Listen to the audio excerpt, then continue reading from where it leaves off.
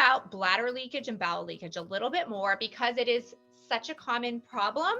And I know, the incontinence after babies is so common when we're, coughing, jumping, sneezing. Sometimes people have that urgent incontinence where they feel like they always have to go to the bathroom or that they can't fully evacuate. The mixed incontinence. And a lot of doctors say you need surgery or you need that laser. While some do end up needing surgery, I have found that most people, even with severe bladder leakage, when they actually start doing the restorative exercises we have, and then the fascioplasty on top of it, are surprised by, oh my gosh, my issues went away. Well, I mean, let's go to the root of what's actually causing that, right? What causes bladder leakage? Yeah, it's the pelvic floor. Right. Like we don't have a strong base of support. And what is the base of support? Muscles and the fascial lining. Okay. So let's focus on those two things first and then see where we're at. That's what I know you and I like doing. I know you mentioned you had to get a surgery, and I'm like you. I'm always the most holistic possible, and then you work your way down. And that's what I always recommend to people, right? Like you said, let's turn the fascioplasty into exercises with the bladder leakage. Do you need a sling or the diastasis? Maybe you do need a mesh. But let's first try the programs to really fix it, really commit and be consistent, because so many people then get surprised. I've even had like 4 and 5 finger like diastasis, which is like severe diastasis, be able to close when they thought the only solution was like the mesh. And so I feel that, you do the most holistic, be consistent. That's why I'm so excited about this 90-day challenge. Is it's 90 days. Wow. Yeah. Powerful. That's a long enough time to like really make a difference and hopefully get rid of those limiting beliefs, because I really do believe that our body can completely heal if it's giving all the right environment. I 100%, I believe that too. You think of like a cut, your body just knows what to do. We just need a little help to know what to do, how to restore like the fascial system and our movement patterns. But when you have the right tools, people get so amazed with results when you're like, you can't even argue. And that's why I really want people to do the quiz, check for diastasis. And we also have those awesome symptom trackers. Every 10 days, please record your symptoms and what you're experiencing, what you're noticing different, because it's so easy to forget how you feel on day 1 versus day 20, 30, 60, 90. And I want you to be able to go back and really see all of those changes and how powerful these tools are and how restorative they are. Oh, I love that. I know for us, a lot of times, because, one of the things the Fascia Blaster is beautiful for helping with is cellulite. It's sort of like you restore the fascia. Help me with mine. So, I get a lot of crap. People think that I'm like preying on women, and I'm like, if you only knew, it's the complete opposite of that. But what happens is we always say, make sure you take photos, make sure you take photos, make sure you journal, make sure, because we do that for 90 days, like that. You could be in a whole different life at the end of 90 days, but we'll have people all the time send us pictures, and they were like, oh, I was actually sending you pictures to tell you that it didn't work until I compared it with my before pictures. So it works for cellulite. And cellulite is so funny because people think, and I've seen you, I think it was on the Today Show or something. I think that's what they were talking about with like the chicken wire that they had. I don't remember which show that was.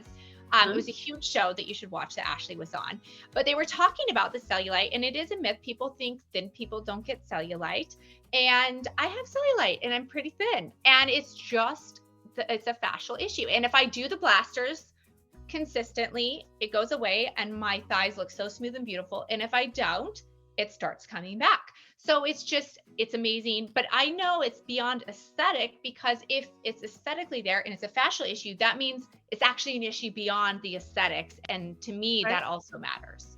That's right. I always say, I even have videos out there where I'm talking about like, look, if cellulite were something that were natural and it was healthy and harmless, like the way that they say it is, I would be the first one being like, let's accept it. I certainly accept C-section scars and, my jowls and all the other things that are coming with aging, but it's not healthy. And so I actually think that that's a bad message to be like, love your cellulite. I do too. I would prefer for us to, first of all, stop using the word cellulite and call it fascia dysfunction. And when we look at our legs, be like, oh, I see fascia dysfunction. That's what I say when I see mine. And it's not just thighs, it's calves, it's arms, it's abs, it's everywhere. And, you know, when you line up we had 33 women in this study, and we have their photograph and we also have their ultrasound. And every single one of them went through that same process. It was just like we were saying, it's layer by layer by layer. And then all of a sudden, you know, when the fascia is regenerated back to a native state, the legs are smooth.